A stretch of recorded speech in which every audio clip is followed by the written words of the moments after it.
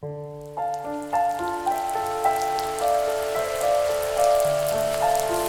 fox knew her last cub would be waiting for her at the first tree. She was almost there. The rain cascaded onto the jade valley where the entrance to the tree was. Life was protected there, because that's where life began. It was now only a mother and a daughter left. Items from my life still dotted the ground as she moved closer to her destination and destiny.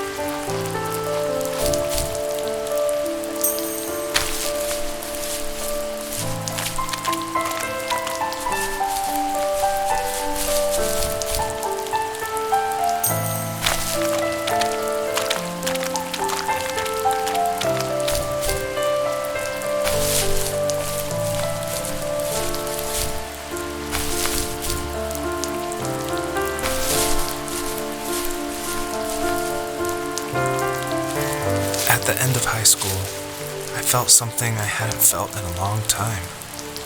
Drive. I looked into the best architecture schools on the West Coast, then got a dose of reality when looking at other students' portfolios and the high cost of tuition.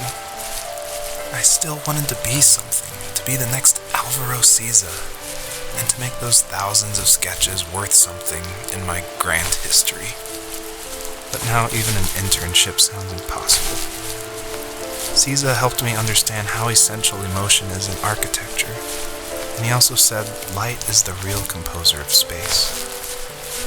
I like to think these glints of light, like not finding a job or even a strange dream about a fox, are something I should be thankful for, even if the illuminated space is something I'm less than comfortable with.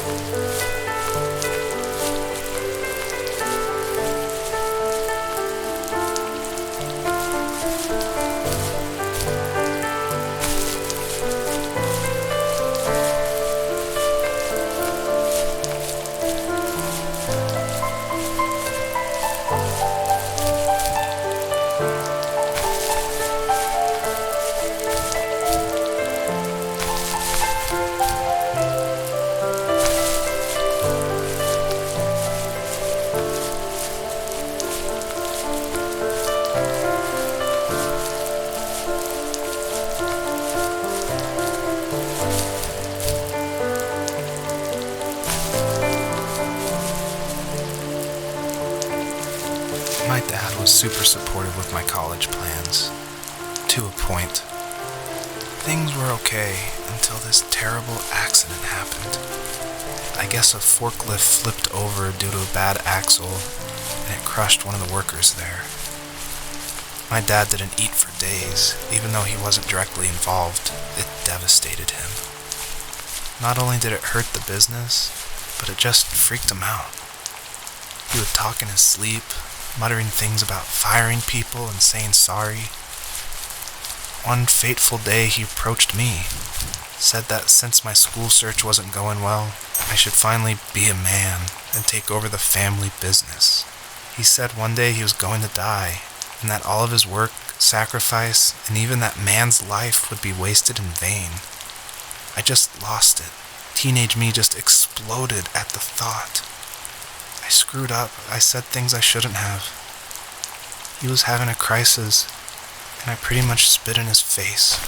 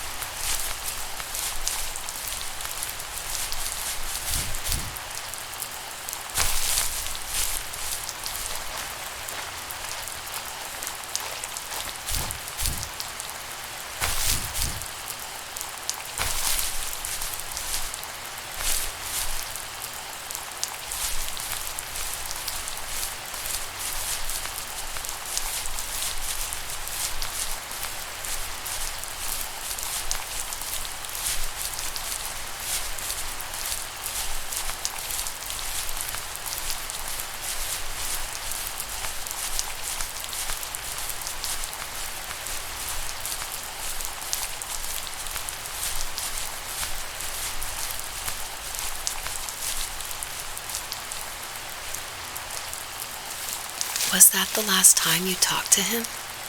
No, I called on holidays, and he would call on my birthday. I guess we acted like nothing ever happened, which was stupid. Didn't want to ask about his lumberyard, and I'm sure he didn't want to ask about my job search. I never went back and visited. I think the last conversation we had was about what movies we had seen and what exactly a best boy is in the credits. I thought he would be here so much longer.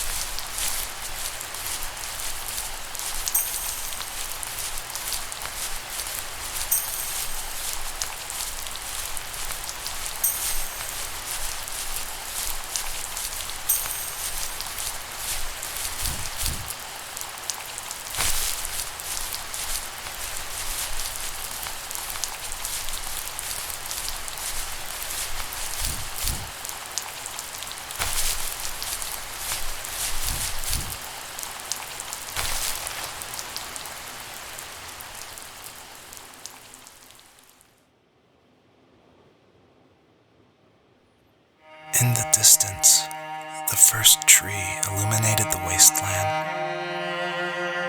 She couldn't go home anymore. She did the only thing she was capable of: moving forward. My dad died alone in the middle of the wilderness. I should have been talking to him more. I should have done a lot of things differently. If the first tree on earth brought life with it, if it taught the birds to sing and fly and showed saplings how to grow, what could it do for us?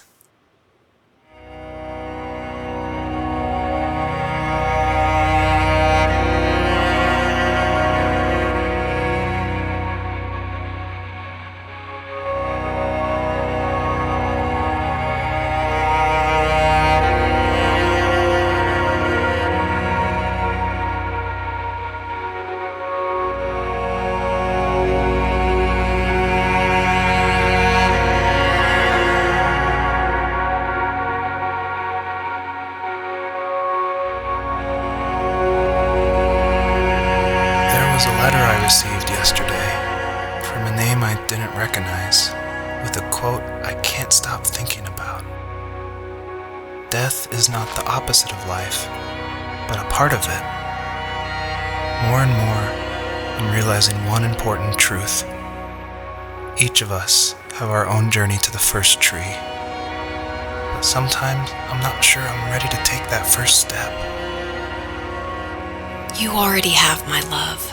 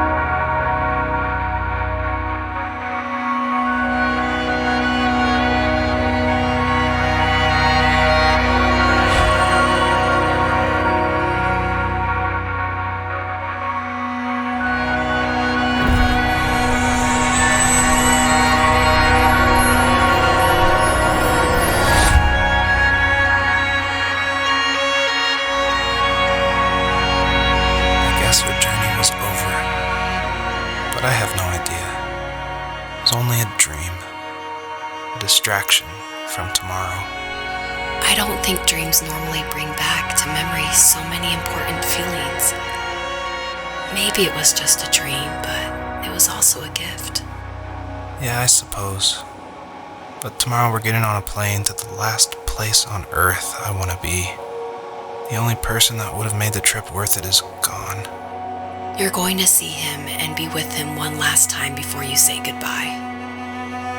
I have one last quote for you by Emerson, sealed in an imaginary letter from me to you. It is the secret of the world that all things subsist and do not die, but only retire a little from sight and afterward return again.